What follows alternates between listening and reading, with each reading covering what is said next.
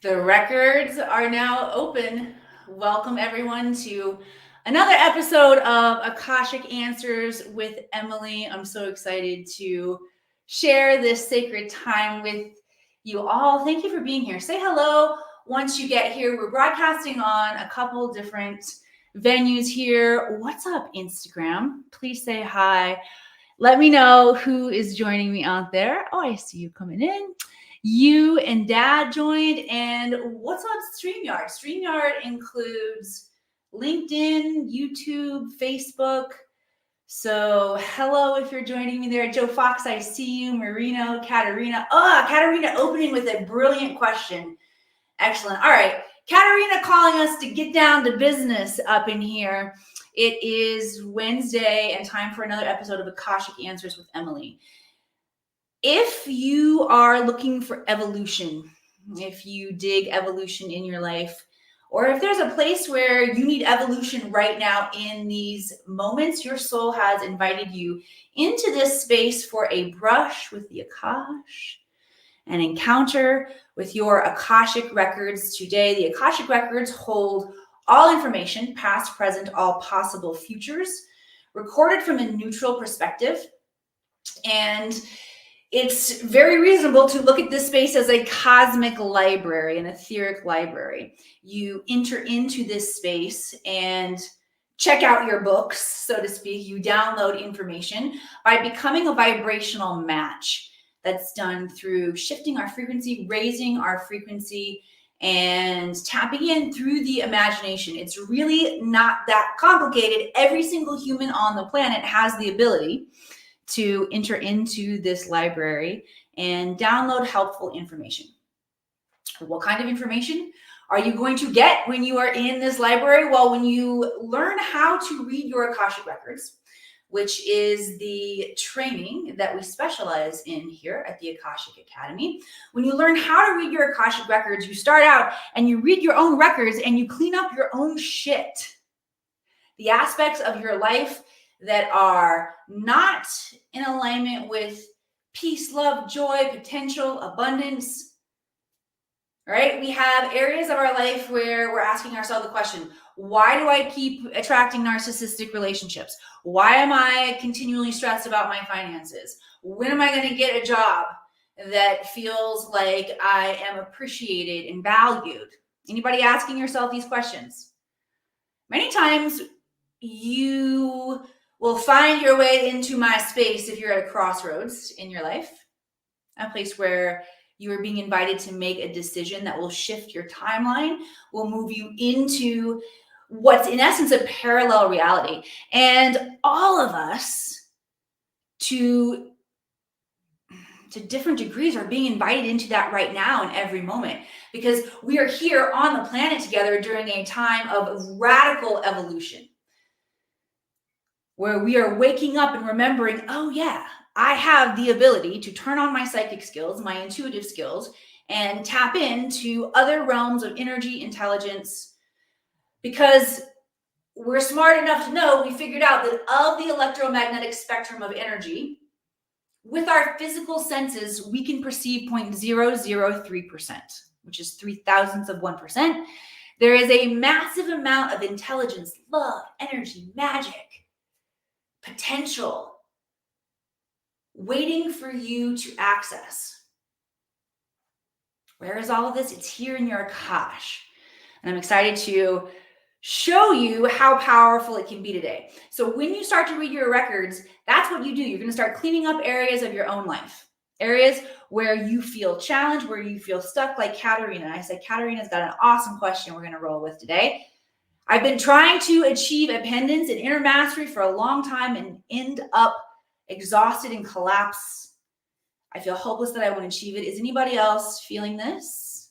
If you are, let me know. Let me know. All right. So we're going to get back to Katarina's question, but this is an example of how we begin to use the Akashic Records to clean up our own karma, to shift things in our life, areas where we're stuck.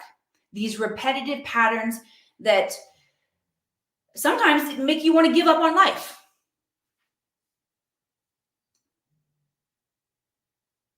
But here's the good news.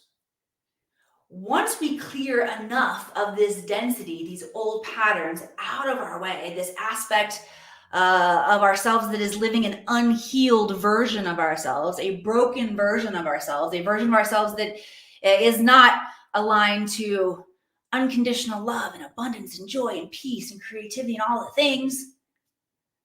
Once we clear enough out of our frequency, we open up space for that exploration of who we are on the planet and how we get to express our joy, our peace, our love, our creativity. That's your soul mission, your soul purpose here on the planet. And once we clear enough of our own shit out of the way, we create space to access our unique creative genius. Every single one of you are a creative genius being. That is the design of the human genome. We are God, Goddess incarnate. And what an exciting time to be on our planet where we are waking up to it. All right, Mama, I see you in the house. I'm glad that you made it here live today. I want everybody to follow suit like Katarina. Katarina lighting up the chat box here with an awesome question. Light up my chat box with questions. We're going to spend the next half an hour jamming together here. I'm going to ask Spirit to guide me towards questions that will benefit the entire group. I'm going to tap in channel intelligence from the Akash as well as a transmission, something that will help us shift on the cellular level, that will activate DNA and make the work of embodiment easier. Because today you're going to get aha moments. You're going to see things differently. You might even feel the energy moving in your body. But you haven't completed the next level of the test yet, or of the evolution, the transformation that you are seeking. If you're here for evolution, you can get some aha moments today, but just those aha moments aren't going to get you there. You must embody the new shift and change, which means when you're in your trigger, you've got to show up differently, and that trigger will likely happen over the next 24, 48 hours. Oh, just wait. Where you'll have an aha moment today. You'll see yourself differently. You'll see a new possibility for yourself. But it requires leaving an old version of you behind. An old, mad, frustrated version of you that's in lack. And I can almost guarantee you that tomorrow or the next day or even later today, you will likely lose some of your awareness of the now moment. Life will begin to happen and take over, and something will trigger you. And you will be invited. Well, you'll have a choice. You'll be invited to show up however you want to show up. You can show up the old triggered version of you, or you can show up in this new embodied version of you. All right, let's let her rip. Katarina, hello, Emily. I have been trying to achieve independence, inner mastery for a long time. And each time I end up exhausted, collapsing, and hopeless that I won't achieve it. I'm wondering, is this possible? All right, Katarina, let me tap in and see what's coming through here. Okay, the inner mastery is a state of being. The guides are saying it's not something that we achieve. It's a state of being that can be a challenge to perpetually hold a state of mastery. They are acknowledging it can be challenging to hold a perpetual state of mastery. But mastery is a state of being. And the guides are saying, let's work on mastery one step at a time. And since we've already talked about triggers, the guides have brought in some insight around how the magic and the intelligence works up here in this space. It's about having a new perspective, seeing something differently. And then over the course of the next several days, you're going to have a chance to be different or act different. You're in essence walking through a gateway, an up level. All right. So since the guides have already talked about, like, be on the lookout for this process as you are walking the path of mastery, let's dissect mastery a little bit more. And they're talking about it's a state of being. So if you can achieve that state of being where you are calm, and you recognize you've got space between the old reactive version of you and choosing to be kind, or choosing to be non-reactive, or choosing to be compassionate, that is mastery. Mastery, focus on peace, creating space for peace, the guides are saying. All right, and mastery is something that we don't get to a state of mastery and then keep it without doing the workouts. Okay, so their guides are now, they're likening mastery and how we perpetually care for our nervous system, the guides are saying, because that's what will give you this nuance of mastery that they're talking about, this level of peace or this level of spaciousness in your reactivity, is working with your nervous system. So you want to do breath work, you want to do earthing, you want to do grounding, but you got to maintain a regular practice in order to keep this level of regulation. Make sense? Give me some amen, some love likes, hearts across the screen if this is making sense, if something's landing. Alyssa says something went wrong with the Facebook live video. Could be. Well, if you got booted off Facebook, hopefully you're going to come find us somewhere else. Okay, so I want to bring in an activation for peace and spaciousness. Thank you, Josie. Thank you for letting me know that this is landing. Space and spaciousness for everybody. If you want some space and spaciousness, you're in the right place. Some of you just joined, like, what the? Peace and spaciousness, sorry. Okay, my mama says she's on Facebook. It's working fine for you. Peace and spaciousness. We're going to do that with the breath. I'm going to invite everybody to take a nice deep breath in. I see you, Brian Cable. Hello. We're going to hold at the top. We're going to synchronize our breathing together with the intention that we are not only creating more space and peace within our bodies, but our bodies we are acknowledging right now in this moment as a holographic representation of Mother Earth. So we invite this for the entirety of our planet as well. Take a deep breath in through your nose with me. Deep breath in.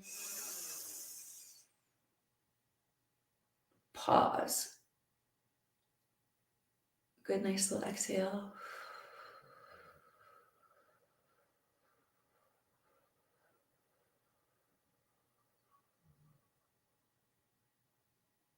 Good, 2 more times. Deep breath in.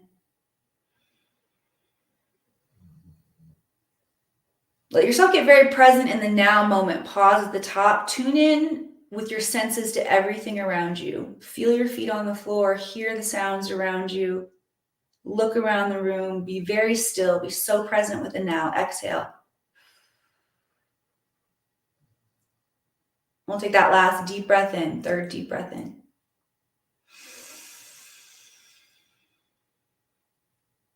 Pausing at the top. Good. As you're focusing, as we're all focusing our breath, our awareness on the now in breathing. We're adjusting our baseline frequencies. We're increasing our ability to hold the now moment for longer periods of time. Good. Exhale. All right. Good work. All right. Let me know what's landing in here for you. All right. I wanted to come over here and check in on Instagram. What's up? Shannon Mock in the house. I see you. All right. Question over here on Facebook. Oh, I might be shouting into the Yeti. We've got Yeti on sound today, everybody. Is there a practice I can implement to actualize a stronger ability to visualize me in a meditative state?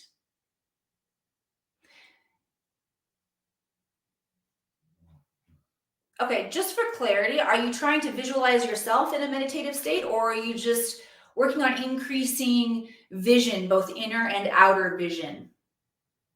So, Alyssa, please clarify that one for me, and I'm going to roll with what the guides are bringing into my field right now, which is one of my favorite activities for increasing clairvoyance, which is your clear inner vision. Clear inner vision looks like how you see things in your imagination. It can show up as a postcard. It can show up, and when I say postcard, a lot of you think landscape. Me too. It can also show up as just a picture in your mind. It can also show up as a movie playing out. Your clairvoyance can show up as a dream. It can also show up as color or smoke or texture in your field. The vast majority of clairvoyance, when we're talking about clairvoyance or clear inner vision, which is one of your psychic senses, the vast majority of it's happening on the inner planes, on the subtle fields. Remember how I talked about how much of our energy field that we can actually perceive? So the vast majority of your clairvoyance is happening on those planes which we do not perceive with our physical eyes. But some of it is, and the veils are thinning like crazy, especially after this eclipse. So many of you might be noticing more visceral encounters with your clairvoyance, which might look like seeing auras around trees, flowers, around people. Your dream state might become more active during this time. You might notice shadows and light in your peripheral. Anybody noticing shadow or light in your peripheral? Cool. So this technique that I want to share with you today is designed to train your peripheral, which is really important because there are other things happening that you can actually see in your peripheral because of the convex concave nature of the eyes and your head and skull. The light is bent and refracted differently in your peripheral vision. How it shows up is it's going to look like light and shadow.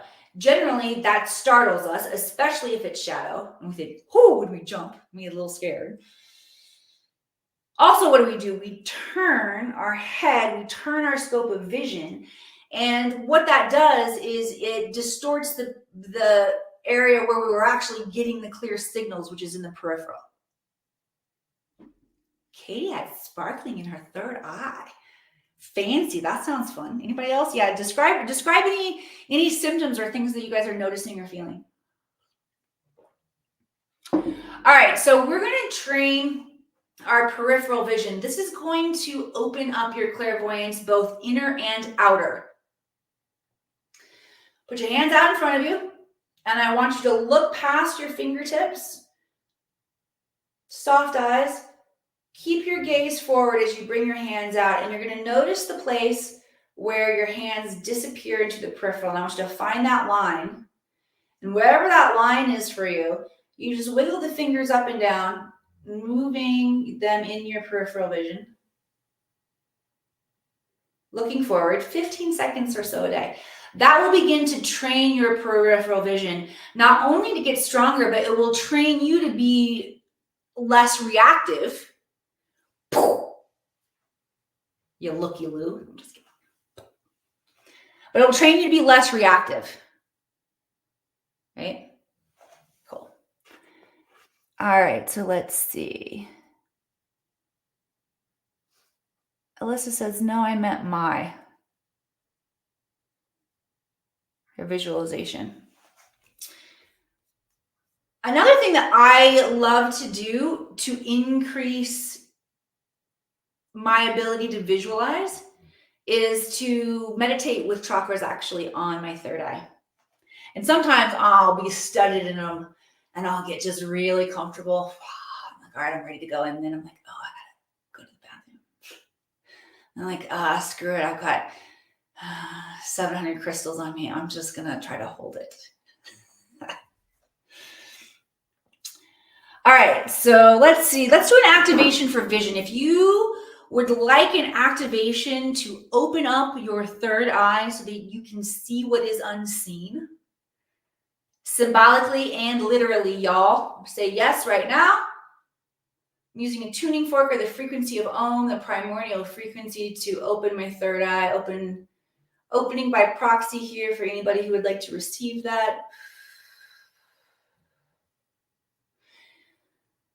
The guides are also encouraging me to bring in an activation around solar plexus for courage to see the truth. Because if you are afraid to see the truth, or there is a significant amount of you that is still operating from fear mind, it can feel very scary to open up your third eye. So the guides are just also bringing in courage to see the truth. And for those of you who are excited, you're like, heck yes, I want to open my third eye. I love doing this. I'll do this stuff all day. Yes, I see you. I'm with you, right? But no part of me is afraid. I'm like, yeah, let's activate all day, y'all. Let's play. However, some of you might be feeling like, oh, that's interesting. It's weird. I don't know. I think they taught about that one Sunday at church and said I'm not supposed to do that stuff. You might be feeling a little trepidation and some hesitation. That's okay. That's okay. If those of you are like me and you're really excited, and you're like, bring it on. I want to ask you to hold space for our brothers and sisters who are just waking up. And remember, when we're shifting paradigms, that it can be challenging and feel scary, and hold space and courage, activating courage for all of us to see the truth. Oh, here's another piece. Oh, yeah, the guys want me to get that tuning fork on the solar plexus there. Courage to see the truth of your potential. A lot of you have been denying your potential.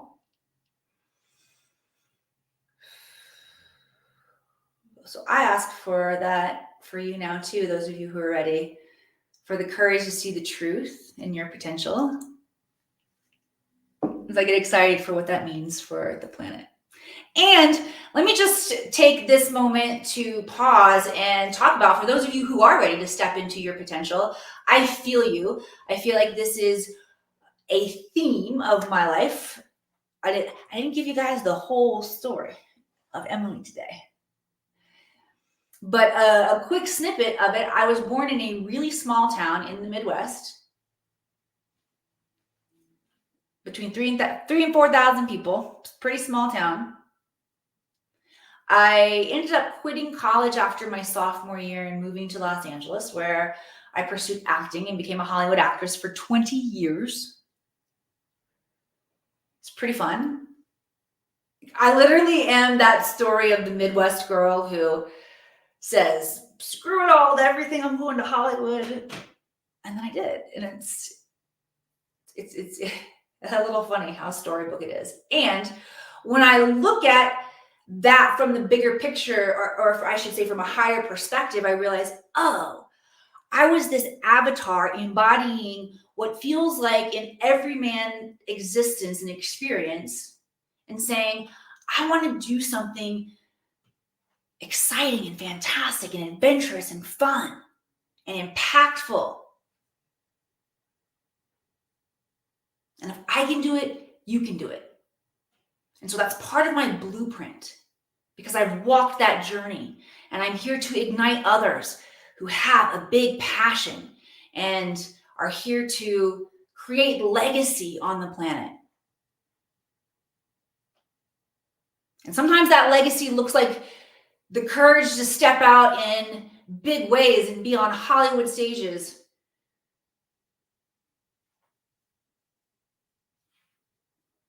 And that also looks like playing big within your families and changing the dynamic of your families and your communities.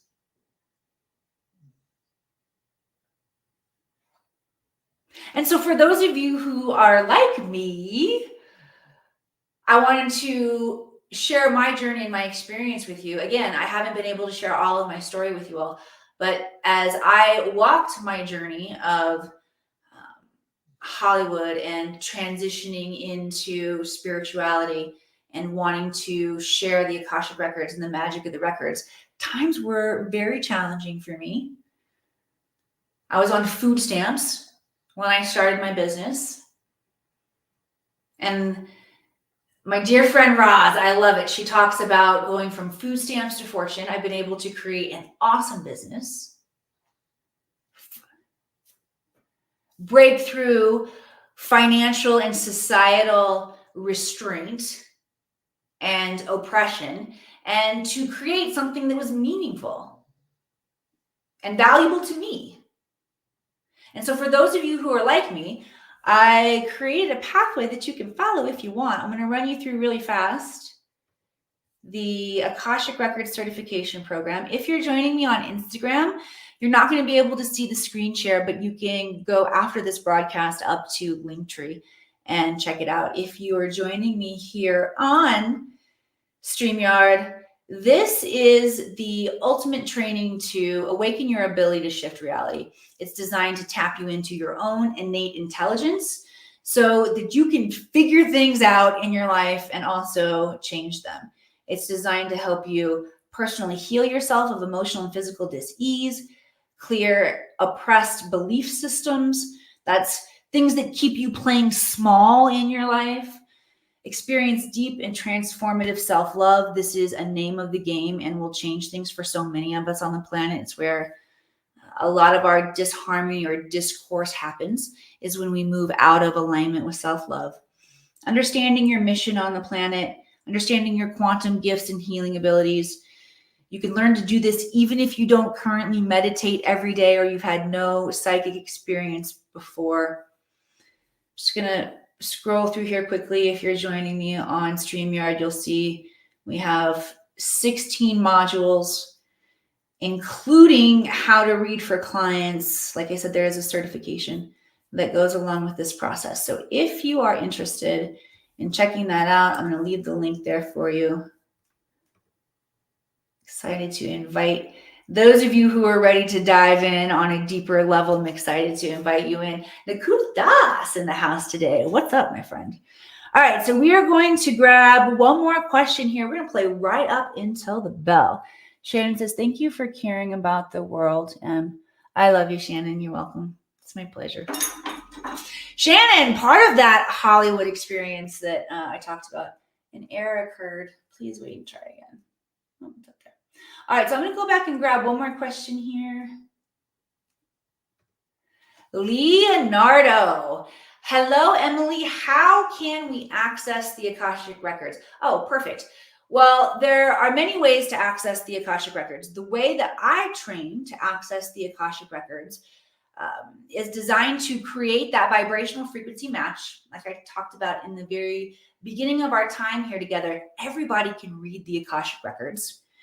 However, they're not located in physical form per se, where you can trot yourself down to the library and walk on in here on this planet.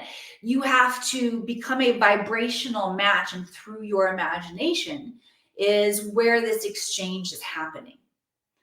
And there are many different ways to become a vibrational match. Now, I have a unique, repeatable method that those of you who dive into training will learn with me. This was given to me by my guides. So it's a unique process here at the Akashic Academy. And I'm not a gatekeeper. There are many ways into the Akashic Records. So long as you become that vibrational frequency match, you are in.